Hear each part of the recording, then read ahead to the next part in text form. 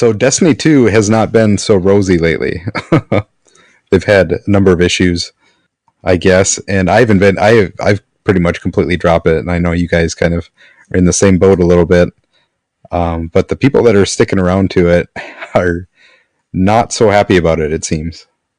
Yeah, so it turned out that any of these games like this where there's like levels and progression, there's always like some diminishing return to some extent, whether it's your XP cap per level increasing or something like that. But it sounds like, from what I've heard and understand, and like Bungie has come out and apologized to people for this, what they were doing was essentially not so much the raids and stuff. That was all XP was static. It was granted. It was going to be the same every time. But it sounds like the in-world public events and things like that had diminishing returns to where the more you did them, the less you actually earned. But the game didn't outright tell you this, and it kind of covered it up.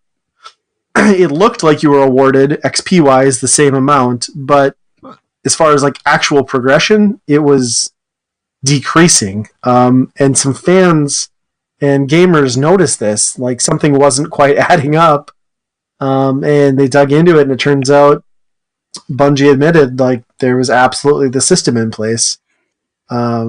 Which again, like to me, the progression in Destiny 2 like was super easy. So like I expect diminishing returns as I level up. Like the game just slows down. Like that's part of a game like this.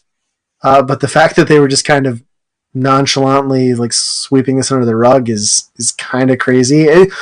Honestly, it's almost more surprising that it took this long to come to light, because Destiny 2 came out in September, right? I mean, we're right on December now.